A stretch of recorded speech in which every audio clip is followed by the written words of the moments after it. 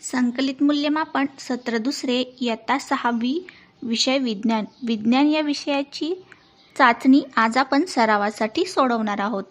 लेखी 40 गुण, प्रात्यक्षिक 5 गुण, तोंडी 5 गुण अशी एकूण 50 गुणांची ही चाचणी आहे.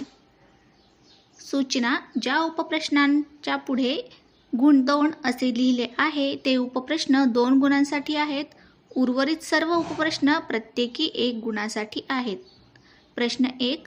खालील उपप्रश्न दिलेल्या सूचनेप्रमाणे सोडव. अ. फुलपाखरू सतत एका फुलावरून दुसऱ्या फुलावर जाते. त्याच्या गतीला खालीलपैकी कोणती गती म्हणतात ते लिही. 1. यादृच्छिक गती. 2. आंदोलित गती. 3. रेषीय गती. 4. नियतकालिक गती. खालील रेषेवर तुम्हाला योग्य उत्तर लिहायचे आहे. उत्तर आहे यादृच्छिक गती. ब. योग्य कृतीला गोल कर. 1. बंद खोलीत पंखा चालू ठेवणे. 2. थंडीच्या काळात AC चालू ठेवणे. 3. घरातून बाहेर जाताना दिवे बंद करणे. 4. काम करताना TV चालू ठेवणे. यापैकी योग्य कृती आहे 3. घरातून बाहेर जाताना दिवे बंद करणे. क. अमरावतीवरून सनीला मामाकडे बसने जायचे आहे. तर अमरावती ते मोर्शीपर्यंतचे अंतर खालीलपैकी कसे राहील? अचूक पर्यायाला गोल कर. 1. 55 मिलीमीटर. 2. 55 सेंटीमीटर. 3. 55 मीटर. 4. 55 किलोमीटर. बसने जायचे आहे म्हणजे अंतर जास्त आहे, म्हणजेच 55 किलोमीटर. पर्याय क्रमांक 4 हे उत्तर बरोबर आहे. ड. घासलेल्या प्लॅस्टिकच्या कंगव्याने कागदाचे तुकडे कपडे उचलले जाते. हे खालीलपैकी कशामुळे होते? अचूक पर्यायाला गोल कर. 1. स्नायुबल. 2. चुंबकीय बल. 3. स्थितिक बल. 4. घर्षण बल. योग्य उत्तर आहे स्थितिक विद्युत बल. ई. खालील तक्त्यात साधी यंत्रांची नावे लपली आहेत. ती शोधून कोणतेही 2 नावे लिही. 2 गुण. उत्तर: ओपनर, सुई, चिमटा, सुरी, कात्री. यापैकी कुठलेही 2 तुम्ही लिहायचे आहेत. फ. खालील चित्र बघ. प्रदूषणाचा प्रकार ओळखून लिही. ते प्रदूषण कमी करण्यासाठी एक उपाय लिही. 2 गुणांचा हा प्रश्न आहे. उत्तर: प्रदूषणाचा प्रकार आहे ध्वनी प्रदूषण. कमी करण्यासाठी उपाय: स्पीकरद्वारे ऐकवले जाणारे ध्वनींचे आवाज कमी ठेवणे. 2. ध्वनीचा आवाज त्रासदायक राहणार नाही एवढा कमी ठेवणे. ग. निरभ्र आकाश असलेल्या रात्री आकाशात तू पाहिले आहे. त्यात तू काय काय पाहिले ते लिही. 2 गुणांचा हा प्रश्न आहे. उत्तर: निरभ्र आकाश असलेल्या रात्री मी आकाशात पाहिले असता मला आकाशात अनेक चांदण्या दिसल्या. काही चांदण्या मोठ्या ठळक होत्या, तर काही चांदण्या अंधुक व लहान होत्या. काही चांदण्या लुकलुकताना दिसल्या, तर काही चांदण्या लुकलुकत नव्हत्या. प्रश्न क्रमांक 2. खालील उपप्रश्न दिलेल्या सूचनेप्रमाणे सोडव. अ. स्नायुबलाचे तू अनुभवलेले उदाहरण लिही. उत्तर: चेंडू फेकणे, काडी मोडणे, वस्तू उचलणे, ढकलणे ही मी अनुभवलेली स्नायुबलाची उदाहरणे आहेत. ब.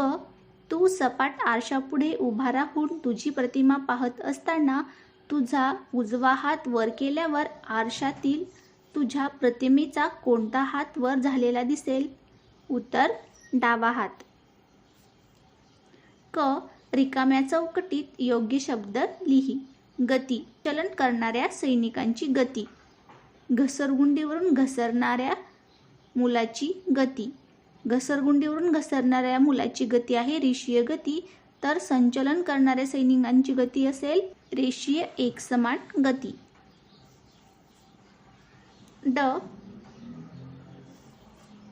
दिलेले विधान चूक किंवा बरोबर ते लिही. विधान: सुतारकाका अस्ताव्यस्त पडलेले खिळे गोळा करण्यासाठी लाकडी ठोकळ्याचा वापर करतात. हे विधान चूक आहे. सुतारकाका चुंबकाचा वापर करत असतील. ई. खालील मुद्द्यांच्या आधारे कोणता फरक दिसतो ते स्पष्ट कर व लिही.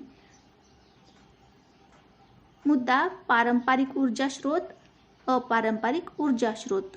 ऊर्जा स्रोत. उदाहरणे.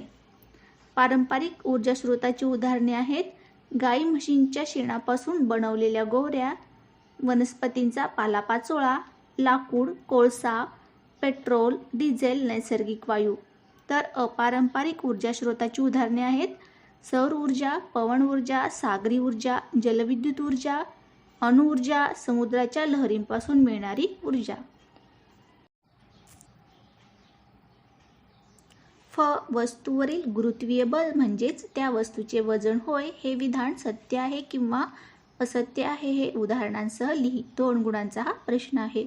उत्तर. हे विधान सत्य आहे. ताणकाटा किंवा वजन याद्वारे वस्तूचे मापन करताना आपण वस्तू ताणकाट्याला किंवा वजनकाट्याच्या एका पारड्यात टाकतो तेव्हा त्यातील वस्तू पृथ्वीच्या गुरुत्वीय बलाने खाली ओढली जाते व स्प्रिंग किंवा दुसऱ्या पारड्यातील वजन हे वस्तूला सतत वर ओढत असते.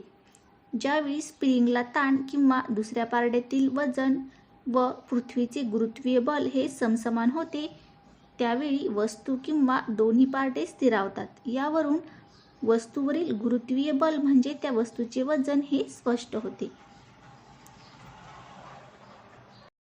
ग.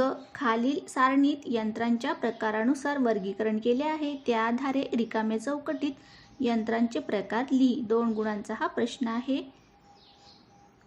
पहिल्या चौकटीत आहेत घंटागाडी, पेचकस, सुरी, कात्री, हातोडी. ही साधी यंत्रे आहेत म्हणून इथे वरती आपण लिहिणार साधी यंत्रे. दुसऱ्या चौकटीत आहेत सायकल, मिक्सर, शिलाई मशीन, कार, पंखा. ही आहेत गुंतागुंतीची यंत्रे म्हणून या रेषेवर आपण लिहिणार गुंतागुंतीची यंत्रे. प्रश्न 3. खालील उपप्रश्न दिलेल्या सूचनेप्रमाणे सोडव. अ. खालीलपैकी अयोग्य जोडी ओळखून पर्यायास गोल कर. 1. बुध 0 उपग्रह. 2. शुक्र 1 उपग्रह. 3. पृथ्वी 1 उपग्रह. 4. मंगळ 2 उपग्रह. यापैकी 2 शुक्र 1 उपग्रह हे योग्य उत्तर आहे. ही अयोग्य जोडी असल्यामुळे हे योग्य उत्तर आहे. ब. पुढे काही ध्वनी दिलेले आहेत त्यापैकी त्रासदायक ध्वनी कोणता ते ओळख व लिही. वाहनांचा पोंगा, शास्त्रीय संगीत, बासरी वादन, गिटार वादन. यापैकी वाहनाच्या पोंग्याने आपल्याला त्रास होतो म्हणून वाहनांचा पोंगा हा त्रासदायक ध्वनी आहे.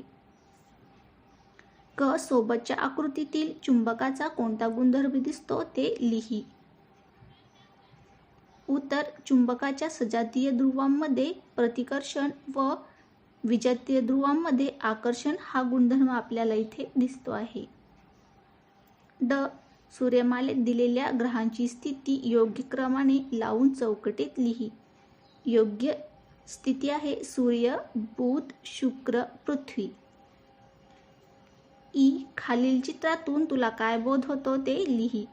उत्तर. कृती 1 मधून मेणबत्तीची ज्योत स्पष्ट दिसेल तर कृती 2 मधून मेणबत्तीची ज्योत स्पष्ट दिसणार नाही. ग. खालील चित्राचे निरीक्षण कर. ऊर्जा रूपांतराबाबत तुला काय समजले त्यानुसार खालील सारणी पूर्ण कर. 2 गुणांचा हा प्रश्न आहे. सूर्यामुळे समुद्राच्या पाण्याची वाफ होते, नंतर ढग तयार होतात, नंतर पाऊस पडतो. पावसाचे पाणी नदीद्वारे धरणात साचले जाते. धरणात साचल्यावर त्यात असते स्थितीज ऊर्जा.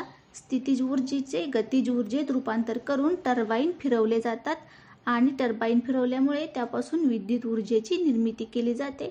नंतर इकडे विद्युत ऊर्जेपासून बल्ब, पंखा, टेप आणि ओव्हन चालवला जातो. ओव्हनपासून आपल्याला मिळते उष्णता ऊर्जा.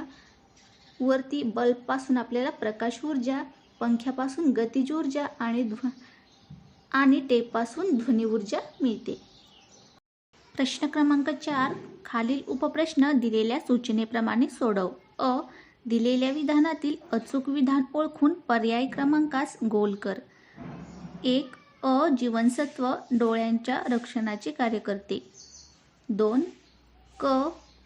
दात व हाडे निरोगी राहण्यासाठी पुरेसे कॅल्शियम व फॉस्फरस अन्नातून शोषून घेते.